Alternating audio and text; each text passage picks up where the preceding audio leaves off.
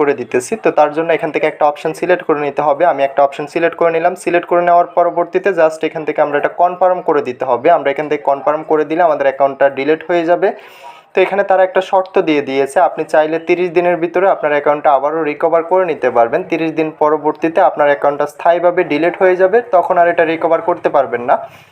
তো আপনি চাইলে 30 দিনের ভিতরে আবারও আপনার অ্যাকাউন্টটা রিকভার করে নিতে পারবেন। আমি যেহেতু এটা স্থায়ীভাবে ডিলিট করে দিব, তো তার জন্য এখান থেকে একটা অপশান সিলেক্ট করে আমি এখান থেকে এটা কনফার্ম করে দিব।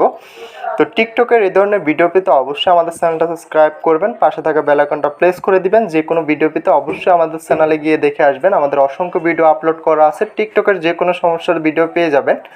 এমনকি বিশেষ করে যাদের টিকটক অ্যাকাউন্টটা ব্র্যান্ড হয়ে গেছে, আমাদের সাথে যোগাযোগ করে আপনার ব্র্যান্ড হওয়া অ্যাকাউন্টটা আবারও পুনরায় রিকভার করে নিতে পারবেন, পুনরায় ফেরত নিয়ে আসতে পারবেন। অল্প কিছু টাকার বিনিময়ে আপনার অ্যাকাউন্টটা আবারও অ্যাক্টিভ করে নিতে পারবেন। তো ভিডিওটা আজকে এতটুকুই, দেখা হচ্ছে নেক্সট ভিডিওতে। সবাই ভালো থাকবেন। যাওয়ার আগে একটাই কথা, যারা এখনও চ্যানেলটা সাবস্ক্রাইব করেন অবশ্যই চ্যানেলটা সাবস্ক্রাইব করে পাশে থাকা বেল আইকনটা প্রেস করে দিবেন। নিত্য নতুন ভিডিও পেতে অবশ্যই বেল আইকনটা প্রেস করতে ভুলবেন না।